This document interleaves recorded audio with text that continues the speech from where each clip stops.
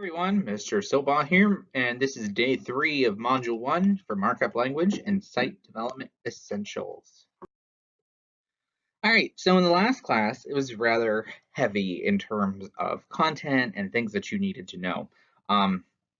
Like I said, you really just need to know about these different languages. You don't actually really need to know that much in detail about them or how to actually do them. The whole course is focused on HTML itself, which will be most of the units. Pretty much all of HTML comes up in every single unit, and that's really what our focus is. But you need to understand where we have been and where we're going. So there are a few versions of HTML. HTML 4.01 had 3 flavors, as we call them. They had the strict, they had the transitional, and they had the frame set. And all of those had different different things that they did in order to code in HTML. SGML was the original meta language. That's where we got started. HTML was born out of SGML. It was very complicated and difficult to learn. HTML came out next, and currently we're in version 5.2, and that came out in 2017. XML is used to describe data, and then we also did XHTML, and that was meant to bridge a connection between having data and web content together in one language. So today's focus is all about HTML5, and this lesson is a little bit shorter than the rest of them. It came out in 2015, and we're on version 5.2, which came out in 2017. This is our primary focus for our class, and it provides the modern requirements for the internet.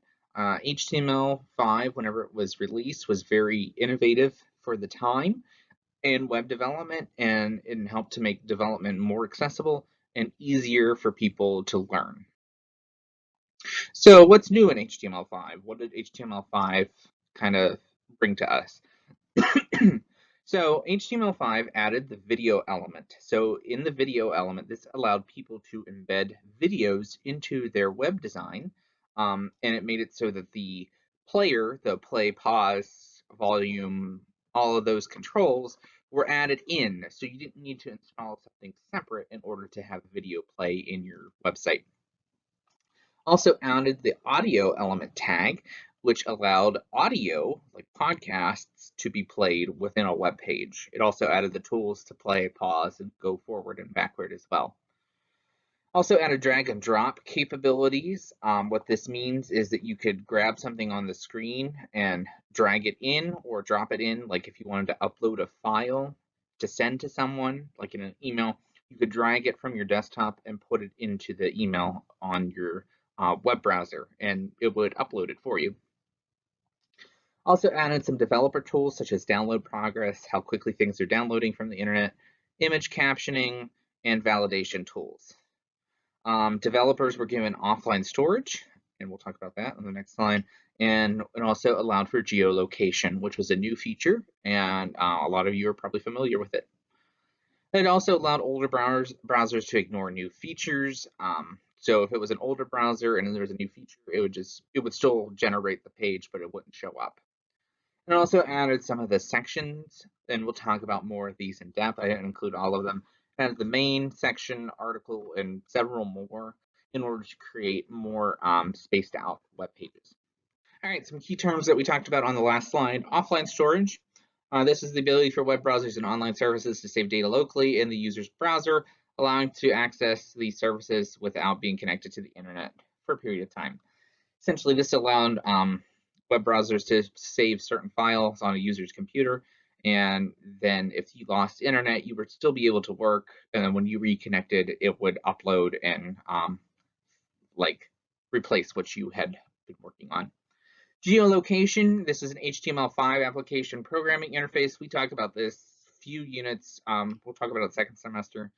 It allows developers to retrieve the geographical location information for client-side device. Essentially, this added, would you like to share your location on most modern web browsers, and allows you to track where you're at. All right, validation. So validation is very, very important.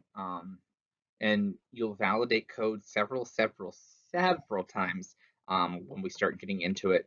Validation is the process of checking the code for errors.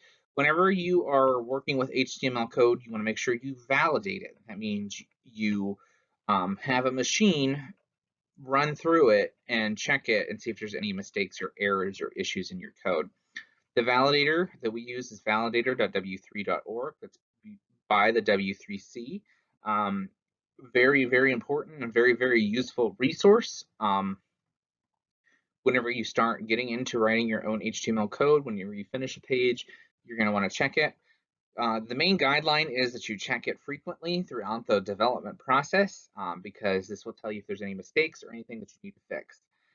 The website that we use does allow you to upload your own HTML files that you may have saved locally, or you can have a URL. You can copy and paste a URL for a website into it and it will validate for you, or you can even copy and paste your own HTML code and it will validate it as well. It is worthwhile, and it checks to make sure that the pages are going to show up properly and to make sure that if you close everything. You can always, of course, validate by eye, but it's much more complicated and more difficult because you really got to look at your code. And if you start getting longer and longer code, not always going to be an easy task. I prefer to use the validator because it's much easier and it tells me exactly where you need to go. It also reads the doc type declaration, so make sure you are coding to a single W3 standard, HTML5 in this case. So tips for validation. It's okay if you have multiple errors in your code, just fix them. And you'll understand, I'll go through it eventually, how to read the validator, and so that you can work on, practicing that. You want to make sure you search to find the true problem. Sometimes you just have closing tags missing. You didn't type something correctly. And that's one of the reasons why this is helpful. And make sure you validate that correct file. You want to make sure that you are working with the correct document and the correct information so that everything works out in your favor. As I said before, and this is very important, make sure you adopt a single W3C standard, which would be HTML5. Universal markup creation.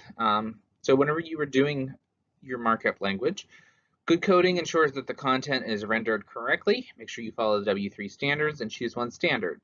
I've said it 3 times now, so you know it's important, and this is probably going to be a question asked on your quiz. By using a universal code, your pages will show in future versions. HTML5 was made so that it would be backwards compatible with other older languages, other older versions of HTML rather. So make sure that you are sticking with the latest edition of your code. Pages are more scalable, meaning you can add more content to them whenever you use a certain standard, and your pages will be more accessible. Those are basically telling you that when you are making your web design, if you stick to a single standard, it's going to be you're going to add more content to it, and you're going to be able to make it more accessible. And we'll talk about accessibility in a few lessons from now. As caution, just because something shows up in one browser doesn't mean it will a different one. This is a very important lesson when you are learning to do HTML. It may look perfectly in Chrome, but it may look awful in Edge, okay? Always double check all 3 of your main browsers, Chrome, Edge, and Firefox, as well as several others. In general, if you are designing a website for an internal company where they're just going to use their own internal intranet, you might say just test it in Google Chrome because it's the only browser they may use. But in general, you want to make sure you test it on all 3 or more. Always check that your code will show up in multiple web browsers. Always. All right. Told you this one was going to be short. For today, you're going to work on exercise 1.1. This is going to be a review of all of the terms we talked about and the different languages as well. So work on that and make sure you complete your exit ticket as well.